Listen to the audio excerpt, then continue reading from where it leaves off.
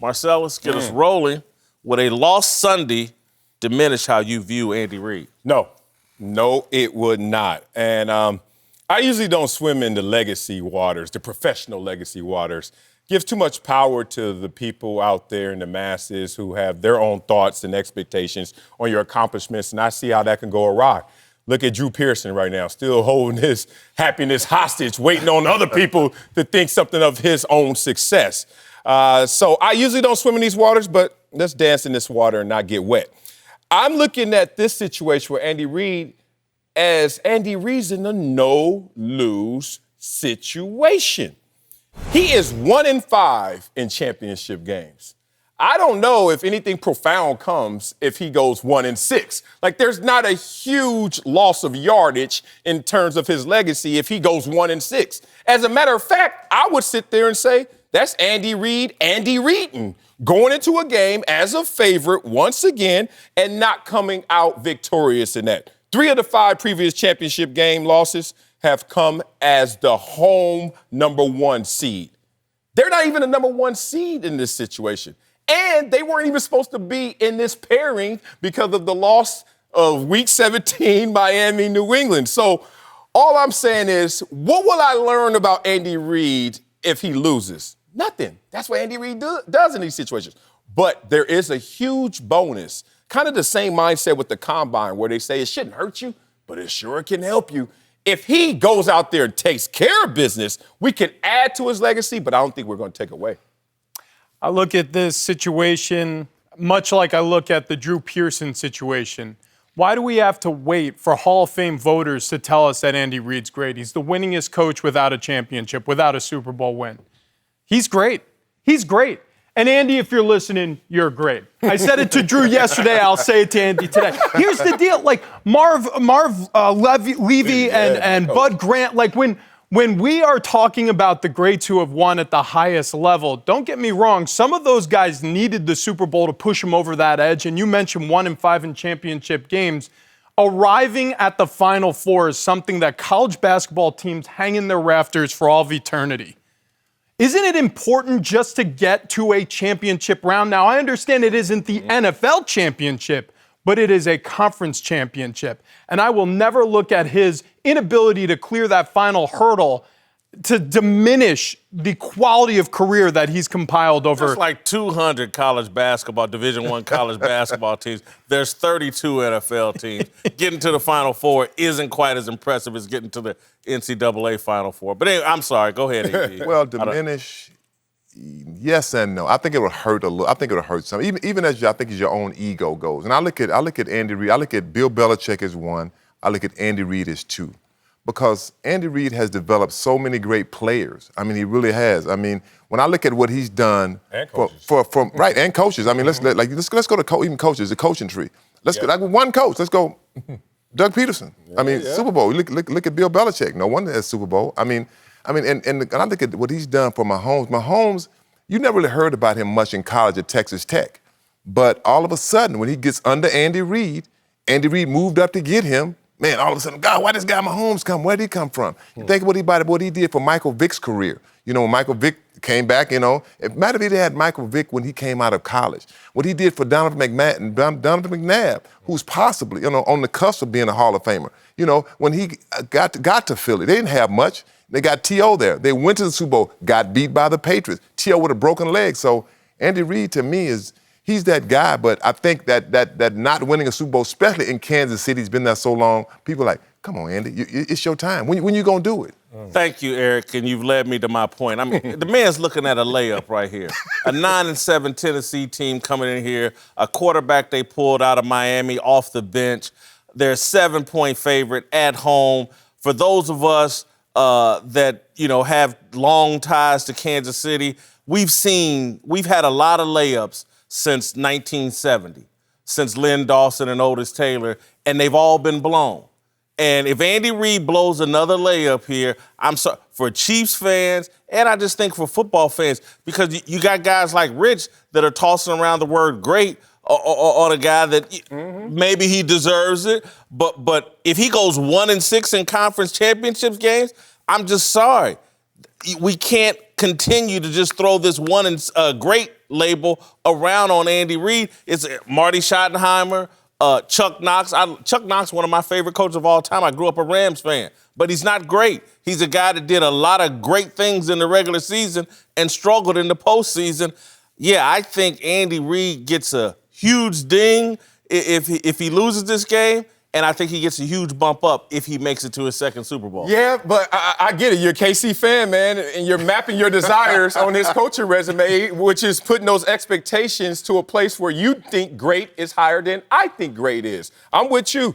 I think he's already earned the title of being great as a coach. But let me say this, even if you disagree with that, Andy Reid in those 6 championship games has been favored 5 times and only won once. So guess what? Andy Reid has already shown you that more times than not, he's going to miss that layup. So whereas now you're going to look at this player and say, he can't make this is the easiest layup he's had. This is the Tennessee Titans. And again, I know Derrick Henry's great. The record doesn't show how hot you are. They beat how them this good year. you are. The record doesn't show that. The Giants of 9-7. Remember They're them? supposed to be playing the Baltimore Ravens right now, who clearly during the regular season showed they were the Who best team in clearly football team. were not better than the Tennessee There you Titans. go. Not on that side. Supposedly. Supposedly. You get Bill Belichick and Tom Brady knocked out of this. You got a second, third-year coach here in Mike Vrabel with a damn quarterback the Dolphins gave up on. You can't blow it, and you had Patrick Mahomes, Tyreek Hill, Travis Kelce. I was a part of a team that blew it. I went to the Super Bowl wonder you back in 2011. That regular season, we beat the Giants. We beat them in the preseason, and guess what? They beat us in the Super Bowl. That was a team that got hot late. Right. And they rode that inertia into the postseason. They upset the entire apple cart, and they took down Brady and an unhealthy Gronkowski. Everybody knows how that game would have been had that ankle been right. But the point is, they won. And so when you look at the Chiefs right now, are they vulnerable? Well, they have explosive weapons everywhere. But they're playing against the hottest team in football right now. And they can't stop the run. The Chiefs can't stop the run. And, Cannot stop that run. No Jones up front. It could be an issue. Andy, Be real. don't It's a sore ignore calf. these guys, Andy. I'm going to be in your ass on Monday if we lose this And game. how did it go in the regular season? I want them to answer that. Answer that, Whitlock. How'd that go? How'd that go in the regular Let's season? move to Aaron Rodgers.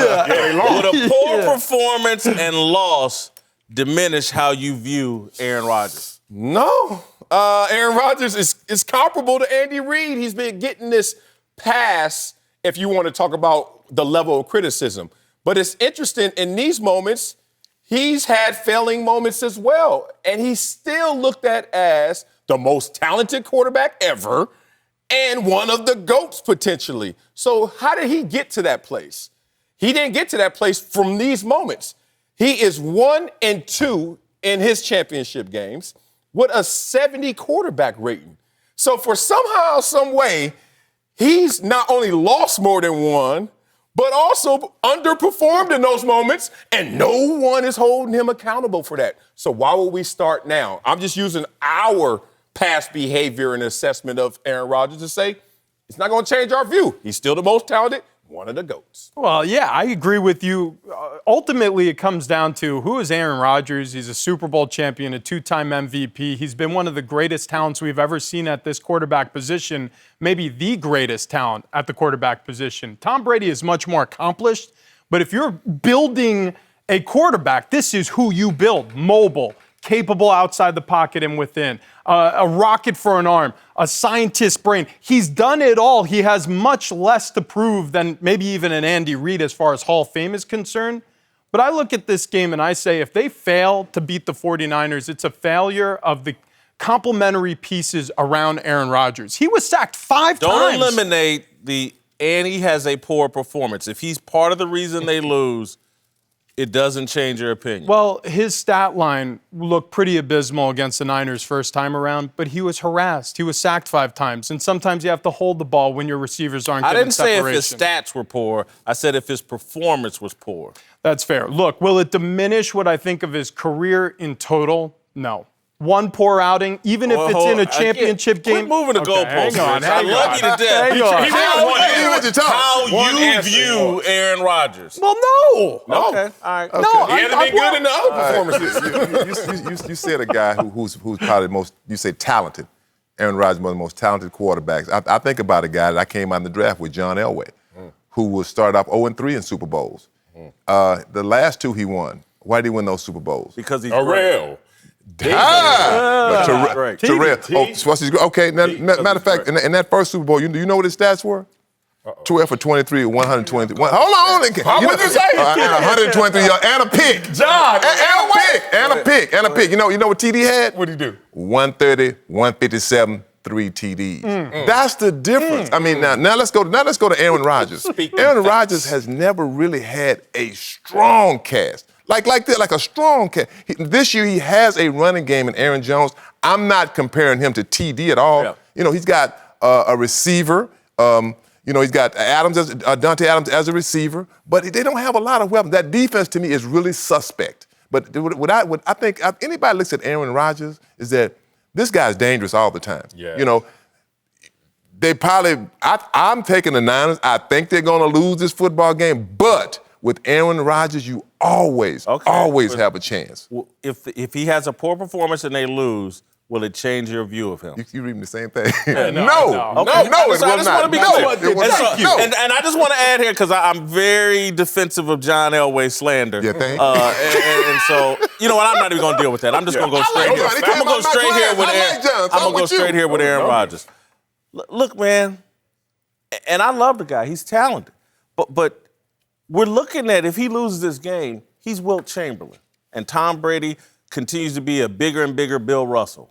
And I'm just sorry, as the basketball discussion has moved over the last 20 years, you almost don't even hear Wilt Chamberlain's name anymore. You hear about the 100-point game, but when they start talking about the all-time greats, people don't talk about Wilt Chamberlain.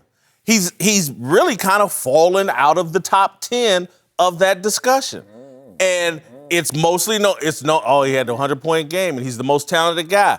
But he underachieved. And again, that's where I think Aaron Rodgers moves in jeopardy of, like, hey, for a while he was on the same track as Brady and Manning and a definite top 10 quarterback of all time. He loses this game. I think guys like Colin Cowherd and Skip Bayless keep beating that drum that, A. Rodgers is a little overrated. The only thing is, they're not supposed to win this game. Two. But again, we're talking about poor performance as well. Poor performance within that, because he's been poor in championship games all the time. If you look at it, only 2 teams in Super Bowl history have actually showed up in the Super Bowl because they were outgained in the regular season. 2 teams.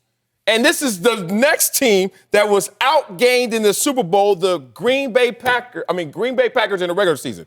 You think they're going to be the 3rd team that actually adds to that? I don't see it happening. I see this is a team that is already overachieved. For them to lose this game with Aaron Rodgers not diminishing his reputation at all. If he balls out and they get beat 35-28 and Aaron had a terrific game, all they need is another piece this offseason and they'll be competitive with the 49ers. But if he plays poorly and comes in with a 70 quarterback rating, no TDs, and only completes 55% of his passes. But loses, people are going to knock him. But that doesn't coincide with your Wilt Chamberlain, Bill Russell, because Wilt Chamberlain always had better numbers than Bill Russell, but came up short. Not always. Not in the biggest. And on the game. other side of this weekend, I really think if he loses this game, what we're going to be saying is Aaron needs help. We're not going to say the Packers need a new quarterback. We're going to say surround him with more talent. No. And you know what? If that had been the question, that would have been a hell of an answer. But the question was, would your view change? Thanks for watching. Subscribe here to get the latest from the show. And be sure to check out more of the best clips from Speak For Yourself, or go watch a few segments from our other shows on FS1.